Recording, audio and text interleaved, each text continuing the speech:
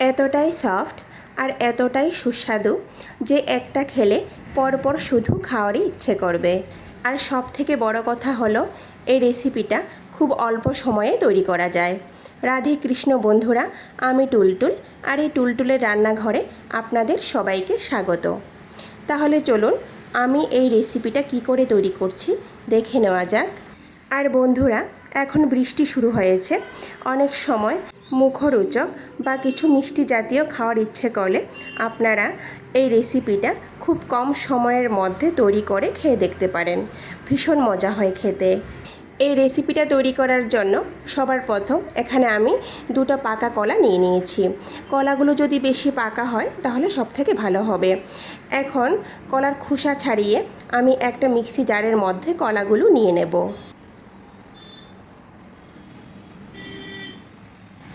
এবার এর মধ্যে ছোট বাটি মেপে হাফ বাটি পরিমাণ চিনি আর তার সঙ্গে 3টা এলাচ দিয়ে দেব। এবার পেস্ট করে নেব। এলাচটা এখানে পুরোপুরি অপশনাল, এটা ফ্লেভারের জন্য দেওয়া। হাতের কাছে থাকলে দেবেন, আর না থাকলে দেওয়ার দরকার নেই। এবার কলার মিশ্রণটাকে একটা বাটির মধ্যে নিয়ে নেব। নিয়ে তার মধ্যে হাফ বাটি পরিমাণ সুজি আর 1.5 বাটি পরিমাণ ময়দা দিয়ে দেব। সামান্য পরিমাণ লবণ দিয়ে দেব। 3 চামচ পরিমাণ নারিকেলের বুড়াদা দিয়ে দেব। আপনাদের কাছে যদি ফ্রেশ নারিকেল থাকে তাহলে ফ্রেশ নারিকেলও আপনারা এখানে কুড়িয়ে দিতে পারেন। এবার মিশিয়ে নেব। এখানে আমি অল্প অল্প করে জল দিয়ে একটি ঘন ব্যাটার তৈরি করে নেব। জলের পরিবর্তে এখানে আপনারা দুধও ব্যবহার করতে পারেন। যেই বাটি মেপে এখানে সুজি ময়দা নিয়েছে সেই বাটি মেপে জল দিয়ে দেব। এখানে আমার 1 বাটি পরিমাণ জল লেগেছে। এবার হাত দিয়ে 5 মিনিটের মতো ব্যাটারটাকে ভালো করে মেখে নেব। যত ভালো আপনারা হাত দিয়ে মেখে নিতে পারবেন ব্যাটারটাকে, রেসিপিটা ততই কিন্তু ভালো হবে। এবার এই ব্যাটারটাকে আমি 30 মিনিটের জন্য ঢেকে রেখে দেব।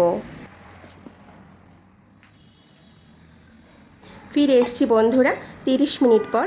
দেখুন, সুজি দেওয়ার কারণে ব্যাটারটা অনেকটা ফুলে উঠেছে। এবার এর মধ্যে আমি খুব সামান্য পরিমাণ জল দিয়ে দেব।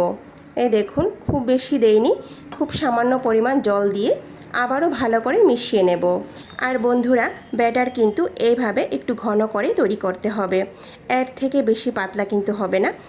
আপনারা ব্যাটারের ঘনত্বটা দেখেই বুঝতে পারছেন। আমি আগে থেকেই চুলায় একটা প্যান বসিয়ে এর মধ্যে পরিমাণ মতো তেল দিয়ে তেলটাকে ভালো করে গরম করে নিয়েছি। এবার চুলার আঁচ মিডিয়াম টু হাইয়ের মধ্যে রেখে 1 হাতা ব্যাটার নিয়ে এইভাবে প্যানের মাঝখানে দিয়ে দেব। দিয়ে সঙ্গে সঙ্গে নাড়াচাড়া করব না, তেল এইভাবে এর উপর দিতে থাকব। দেখবেন ধীরে ধীরে ফুলে উঠেছে। এবার উল্টে পাল্টে একটু লাল হওয়া পর্যন্ত ভেজে নেব। তো বন্ধুরা, তৈরি হয়ে গেল আমাদের একটা কলার মালপোয়া পিঠা। এইভাবে আমি প্রত্যেকটি পিঠে তৈরি করে নেব।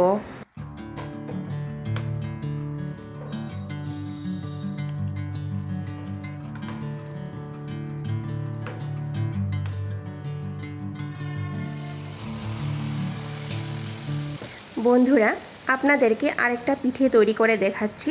এইভাবে প্রত্যেকটি পিঠে কিন্তু বলের মতো ফুলবে। আর এইভাবে আমি প্রত্যেকটি পিঠে তৈরি করে নেব। ভিডিওটি সম্পূর্ণ দেখার অনুরোধ রইল। কেমন হয়েছে কমেন্ট করে নিশ্চয়ই জানাবেন। আর যদি ভালো লেগে থাকে তাহলে সবার শেষে লাইক, শেয়ার আর সাবস্ক্রাইব করে দেবেন। নমস্কার, আজকে এই পর্যন্তই। কথা হবে আবারও পরের ভিডিওতে।